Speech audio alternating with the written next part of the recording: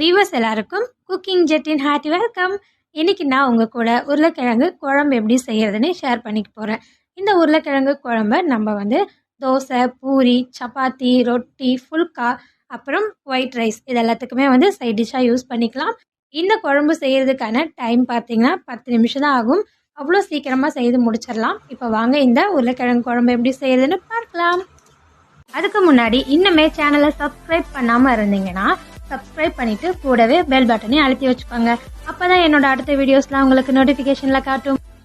உருளைக்கிழங்கு குழம்பு செய்யறதுக்கு குக்கர்ல 2 டேபிள் ஸ்பூன் அளவுக்கு எண்ணெய் சேர்த்துக்கணும்.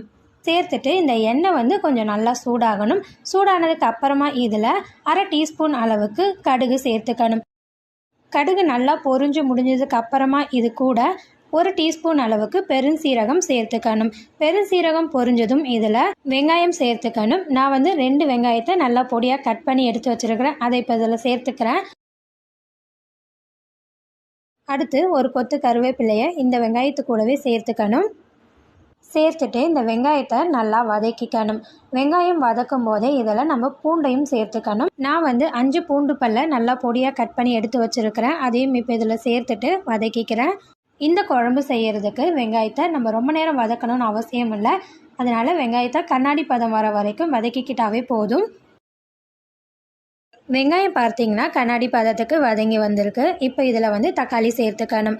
நான் 2 தக்காளியை கட் பண்ணி எடுத்து வச்சுருக்கிறேன். அதை இப்போ இதில் சேர்த்துக்கிறேன். சேர்த்துட்டு இந்த தக்காளியை வதக்கிக்கணும். தக்காளியையும் ரொம்ப நல்லா வதங்குற வரைக்கும் வதக்கணுன்ற அவசியம்லாம் இல்லை. ஏன்னா நம்ம இது எல்லாத்தையுமே குக்கரில் சேர்த்து வேக தான் வைக்க போகிறோம். அதனால தான் இந்த தக்காளி வெங்காயம் இது ரெண்டுத்தையுமே நல்லா வதக்கிக்கல, லைட்டாக மட்டும் வதக்கியிருக்கிறேன். இந்த தக்காளி நான் 1 நிமிஷத்துக்கு வதக்கிக்கிட்டேன். இப்போ இதில் குழம்புக்கு தேவையான காரம் சேர்த்துக்கணும். நான் 1/2 டீஸ்பூன் அளவுக்கு மிளகாய்த்தூள் சேர்த்துருக்கிறேன்.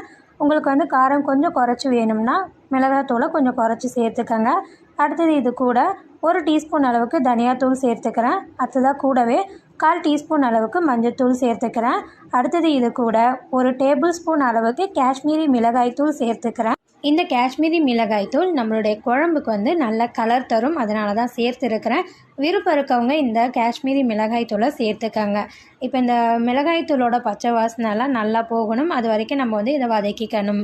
இந்த பொடியெல்லாம் சேர்த்து வதக்கும் போது அடுப்போட அனல் மீடியமில் வச்சுட்டு தான் வதக்கிக்கணும். இப்போ நம்ம சேர்த்த மிளகாய் பொடியோட பச்சை வாசனையெல்லாம் நல்லா போயிடுச்சு. அடுத்து இது கூட ரோஸ்டட் ஜீரக பொடி 1/2 டீஸ்பூன் அளவுக்கு சேர்த்துக்கிறேன். இது வறுத்துட்டு அரைச்சதுனால நான் இப்போ சேர்த்துருக்கிறேன். கடையில் வாங்கின ஜீரக பொடி சேர்த்திங்கன்னா மிளகாத்தூள் சேர்க்கும் போதே சேர்த்துட்டு வதக்கிக்கங்க. கூடவே உருளைக்கிழங்கு சேர்த்துக்கணும். நான் 4 மீடியம் சைஸ் உருளைக்கிழங்க கட் பண்ணி எடுத்து வச்சுருக்கிறேன். அதை இப்போ இதில் சேர்த்துக்கிறேன். அடுத்து இது கூடவே குழம்புக்கு தேவையான அளவுக்கு உப்பு சேர்த்துக்கணும். அடுத்து குழம்புக்கு தேவையான அளவுக்கு தண்ணி சேர்த்துக்கணும். நான் 2 கப் அளவுக்கு தண்ணி சேர்த்துருக்கிறேன். இப்போ இதை எல்லாத்தையும் நல்லா மிக்ஸ் பண்ணி விட்டுக்கணும். மிக்ஸ் பண்ணி விட்டதுக்கு அப்புறமா குக்கரை மூடி போட்டு 2 விசில் வர வரைக்கும் பாயில் பண்ணிக்கணும்.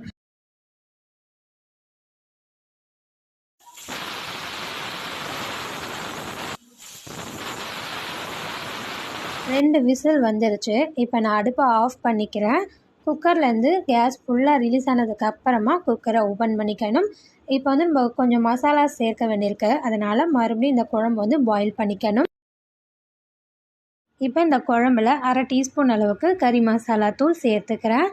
அடுத்தது இது கூடவே கொஞ்சம் போல் கருவேப்பிலை வாசனைக்கு சேர்த்துக்கலாம். இந்த டைமில் கருவேப்பிலை சேர்க்கும்போது குழம்பு இன்னும் நல்லா வாசனையாக இருக்கும். அதனால் சேர்த்துருக்கிறேன்.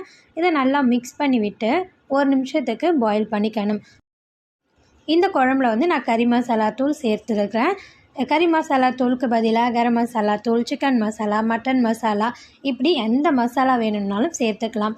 ஆனால் எந்த மசாலா சேர்த்தாலும் மிளகாத்தூளோடு சேர்த்துட்டு வதக்காமல் கடைசியில் சேர்த்து 1 நிமிஷத்துக்கு பாயில் பண்ணிக்கோங்க. இப்போ இதில் கொஞ்சம் போல் கொத்தமல்லி சேர்த்துட்டு அடுப்பை ஆஃப் பண்ணிக்கிறேன். அவ்வளோதாங்க, ரொம்பவே சிம்பிளான உருளைக்கிழங்கு குழம்பு ரெடி ஆகிடுச்சு.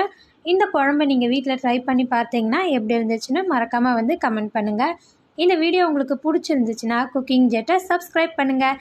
இந்த வீடியோ பார்த்ததுக்கு தேங்க்யூ. அடுத்த வீடியோவில் பார்க்கலாம். பாய் பாய்.